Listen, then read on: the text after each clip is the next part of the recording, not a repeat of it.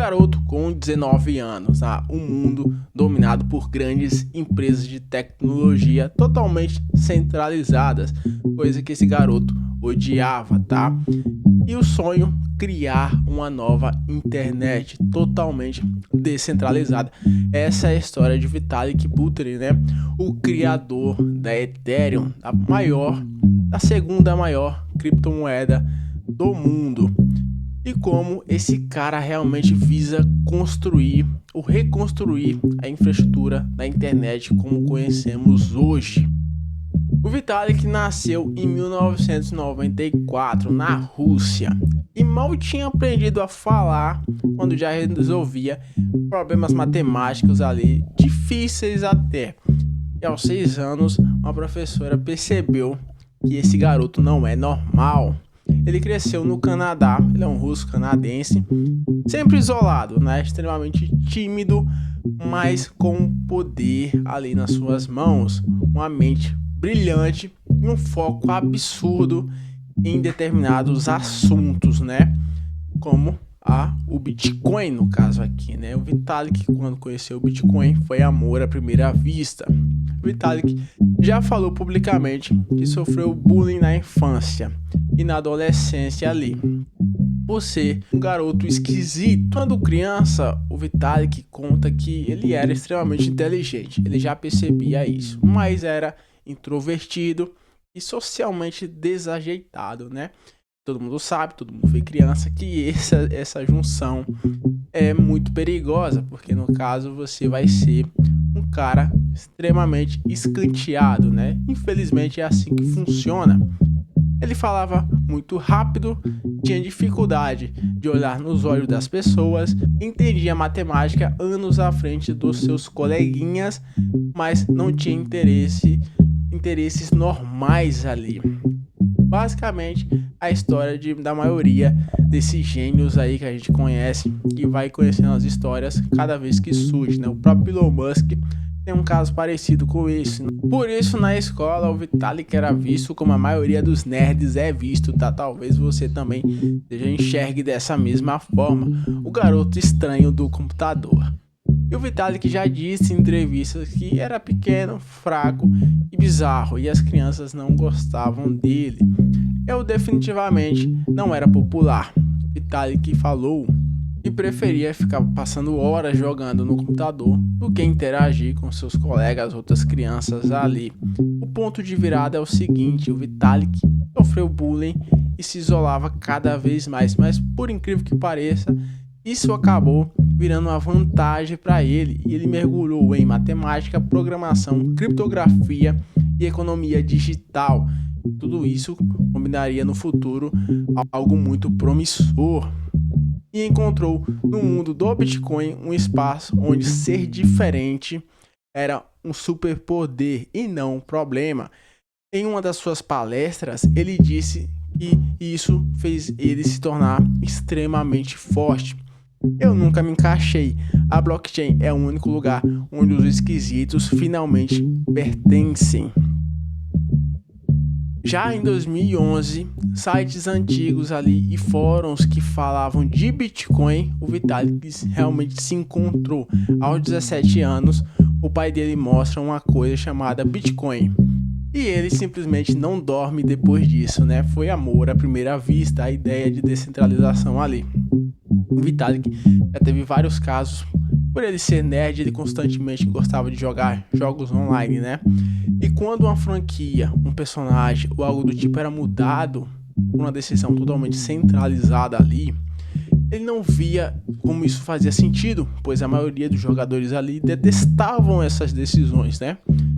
E como a maioria, o consenso comum ali do geral das pessoas não queriam aquelas mudanças, basicamente foi isso que foi o estopim, o ponto inicial da virada da mente dele para a descentralização das coisas. E ele começa a escrever artigos sobre o Bitcoin, ainda aos 17 anos, ganhando por volta de 5 Bitcoins para cada artigo. Mas naquela época o Bitcoin não valia praticamente nada, né? Tinha sites basicamente que você conseguia fazer qualquer mínimo trabalho ali que eles te pagavam em Bitcoin, centavos de dólar. E como não significava nada, muitas das pessoas perderam esses Bitcoins ou gastaram em camisetas ou algo do tipo, que foi no caso do Vitalik também. E por mais genial que o Bitcoin fosse, né, ele resolvia um problema gigantesco, né? Uma moeda descentralizada, sem bancos, sem governo, sem qualquer influência central na moeda, no caso, no dinheiro. Isso era um problema absurdamente causado pela moeda fiat impressa desenfreadamente pelos governos. E o Bitcoin solucionava isso. Mas por mais que o Bitcoin solucionasse um grande problema, ele não solucionava a todos, né? Por isso que o Vitalik surgiu na cabeça dele a ideia da internet descentralizada, e isso veio a criar a Ethereum. Aos 19 anos, ele escreveu o white paper da Ethereum, mostrou a ideia para alguns programadores e eles simplesmente ficaram em choque. A Ethereum seria uma internet onde qualquer pessoa pudesse programar aplicativos sem depender de qualquer influência central ali. Mas claro, né, qualquer projeto que dessa magnitude, qualquer criador de um projeto dessa magnitude vai se envolver em polêmicas, né? E o Vitalik não seria diferente. Várias polêmicas surgiram a respeito da palavrinha descentralização, que é o grande ponto aqui, né? Quando algo é descentralizado, né? Bem, na minha opinião, e eu acho que no consenso geral das pessoas, algo não pode ser 80% descentralizado, não tem como ser 60% descentralizado, 50% descentralizado, ou é 100% ou não é descentralizado. É como estar vivo ou morto, né? Ou você está vivo ou você está morto, não tem meio morto, não tem esse tipo de coisa. É basicamente a descentralização aqui. Se tiver um mínimo controle ali, a mínima influência central ali de uma pessoa, de um grupo de pessoas ali que controlam ou influenciam um projeto, aquele projeto não é descentralizado coisa nenhuma. E muitas pessoas começaram a apontar isso na Ethereum, né? Que a Ethereum não é descentralizada. Ela se vende como descentralizada, mas no fundo não é. E basicamente qualquer projeto cripto você pode analisar da seguinte forma: você tem um rosto ali por trás, você tem uma empresa que controla boa parte ali dos tokens, que tem muita influência ali nas opiniões. Você pode argumentar que ali está criando uma centralização enorme naquele projeto. E o Vitalik passou por diversas questões desse tipo, e a mais preocupante, na minha opinião, ocorreu lá em 2016 com o hard fork da Ethereum. Basicamente ocorreu um ataque hacker de uma magnitude muito grande ali na blockchain da Ethereum. E quando isso acontece, você tem uma opção, que seria o hard fork. Mas o que é o hard fork? É basicamente você voltar ao ponto antes do ataque acontecer. Por exemplo, o ataque aconteceu aqui e os dias se passaram. Você toma a decisão de voltar à rede onde o ataque, um dia antes do ataque ocorrer. Então todos aqueles tokens voltam para as carteiras onde eles saíram, né? Voltam para os seus donos que foram hackeados. Por um lado, isso é muito bom. Você pode pensar, né? Devolveu os tokens das pessoas que foram prejudicadas. Obviamente, ninguém gosta de ser roubado, nem nada desse tipo, né? A gente não tá aqui falando nessa questão, mas sim na questão de descentralização. Bem, se o cara tem poder para fazer isso, então a rede é dele, né? Ele tem um nome ali. A rede vai ser qualquer decisão desse tipo sendo tomada não em consenso da comunidade, mas sim por uma pessoa. E vale lembrar, esse ataque hacker foi em uma magnitude muito grande, em grandes carteiras que possuíam Ethereum, né? Então aqui envolve bancos, fundos de investimentos, tá? Pessoas que realmente fizeram pressão ao Vitalik tomar essa decisão, né? Não foi simples investidores ali, eu e você, né? Não, foi realmente pessoas grandes, tá? Então, além do Vitalik ter muita influência, pessoas gigantes que controlam bilhões e bilhões de fundos aí também existia uma influência muito grande sobre o Vitalik, né? Ainda tem essa questão. Muitas pessoas levantaram quando o hard fork da Ethereum ocorreu e se realmente a Ethereum seria descentralizada ou não. Fica aqui, responde aqui abaixo o que você acha disso. E junto com a criação da Ethereum vem toda a infraestrutura que hoje a gente veio a conhecer como a Web3, né? Atualmente, esse conceito aqui que você está vendo esse vídeo, o YouTube, qualquer site que você vai pesquisar aí, é a Web 2, tá?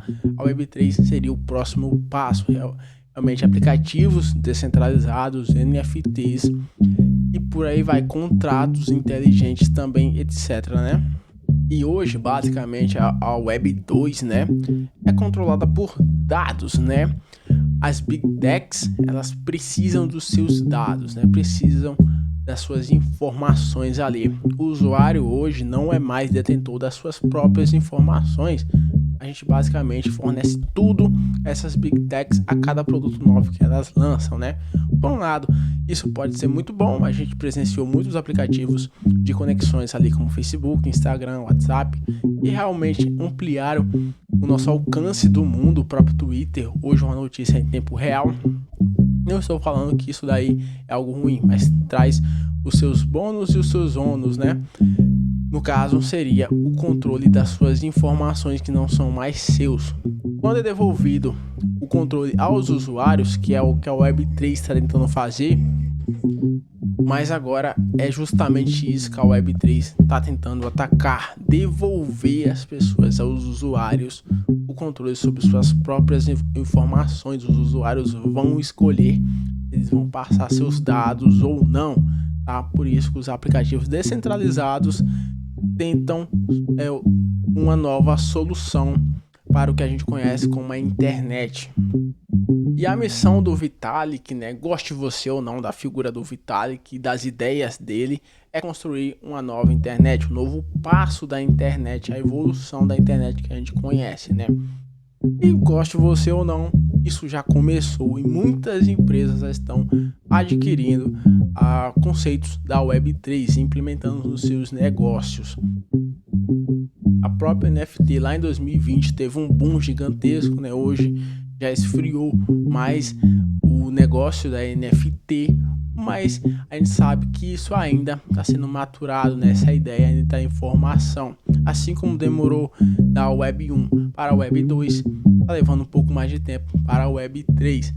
Mas a Web 3 já é realidade e é um futuro que será muito promissor.